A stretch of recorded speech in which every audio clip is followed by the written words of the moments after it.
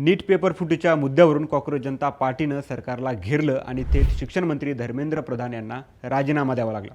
या घटनेची चर्चा सुरू असतानाच आता E20 पेट्रोलच्या मुद्द्यावरून सोशल मीडियावर आणखी एका नव्या पार्टीची एंट्री झाली आहे। E20 जनता पार्टी असं या नव्या डिजिटल अभियानाचं नाव आहे। दिल्लीतील विद्यार्थ्यांच्या आंदोलनामुळे हा विषय काहीसा बाजूला पडला होता, मात्र आता इथेनॉल मिश्रित इंधनाचा मुद्दा पुन्हा एकदा ऐरणीवर आलाय। त्यामुळे E20 जनता पार्टीची स्थापना कोणी केली, या पक्षामुळे नितीन गडकरींचं टेन्शन कसं काय वाढलंय आणि या पक्षाच्या प्रमुख मागण्या नेमक्या काय आहेत हेच आपण या व्हिडिओमध्ये जाणून घेणार आहोत। नमस्कार, मी संतोष, तुम्ही पाहताय थोडक्यात। आता E20 जनता पार्टी म्हणजे नेमकं काय प्रकार आहे, तर E20 जनता पार्टी ही कोणतीही नोंदणीकृत राजकीय पक्ष किंवा अधिकृत संघटना नाही आहे। सोशल मीडियावर सुरू झालेला एक डिजिटल अभियान आहे। एक्स आणि इंस्टाग्रामवर या मोहिमेची लोकप्रियता अत्यंत झपाट्याने वाढत आहे। हा गट स्वतःला सर्वसामान्य वाहन चालकांचा आवाज असल्याचं सांगतो। या कॅम्पेन मागच्या लोकांचं म्हणणं आहे की केंद्र सरकार E20 म्हणजेच 20% इथेनॉल मिश्रित पेट्रोलला प्रोत्साहन देत असलं तर त्याला आमची हरकत नाही, मात्र ग्राहकांना 100% शुद्ध इथेनॉल फ्री पेट्रोल खरेदी करण्याचा पर्यायही पेट्रोल पंपावर उपलब्ध असला पाहिजे।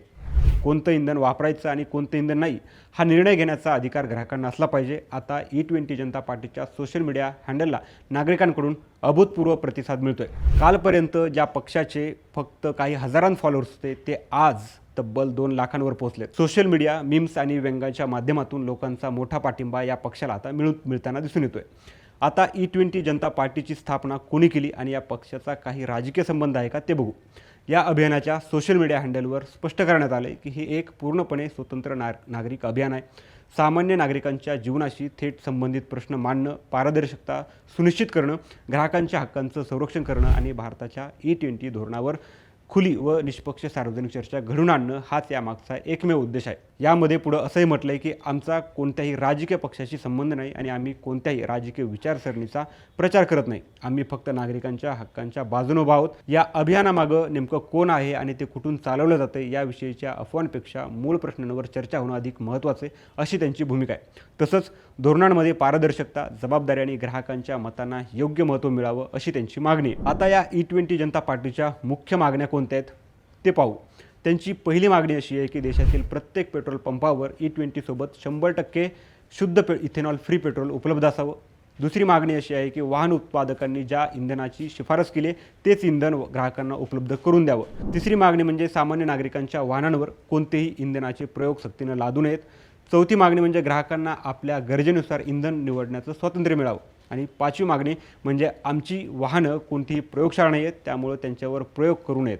दरम्यान या पार्टीची तुलना सोशल मीडियावर कॉक्रोच जनता पार्टीच्या अभियानाशी केली जाते, कारण या दोन्ही मोहिमा सोशल मीडियावर व्यंग, मीम्स आणि जनजागृतीच्या माध्यमातून सुरू झाल्या होत्या। कॉक्रोच जनता पार्टीची सुरुवात मे 2026 मध्ये व्यंगात्मक मोहीम म्हणून सुरू झाली, जी पुढे नीट पेपर लीक प्रकरणात मोठ्या जनआंदोलनात परावर्तित झाली आणि परिणामी केंद्रीय शिक्षण मंत्री धर्मेंद्र प्रधान यांना आपल्या पदाचा राजीनामा द्यावा लागला। आता नितीन गडकरींचं टेन्शन का वाढलंय, तर कॉक्रोच जनता पार्टीच्या यशस्वी आंदोलनानंतर आता E20 जनता पार्टीच्या मोहिमेमुळे आणि तिला सोशल मीडियावर मिळणाऱ्या अफाट समर्थनामुळे केंद्रीय मंत्री नितीन गडकरींच्या अडचणी वाढल्याचं बोललं जाते। कारण देशातील रस्ते वाहतूक आणि इथेनॉल मिश्रित इंधनाचं धोरण थेट गडकरींच्या विभागाशी संबंधित आहे। वाहन उत्पादकांनी ज्या इंधनाची शिफारस केली आहे त्याऐवजी सामान्य नागरिकांच्या वाहनांवर नवीन प्रयोग का केले जात आहेत असा कळीचा सवाल या अभियानातून उपस्थित केला जातोय। आणि त्यामुळे आता इथेनॉल ब्लेंडिंग पेट्रोल धोरणात गडकरींची महत्त्वाची भूमिका असल्यानं त्यांचे टेन्शन वाढले।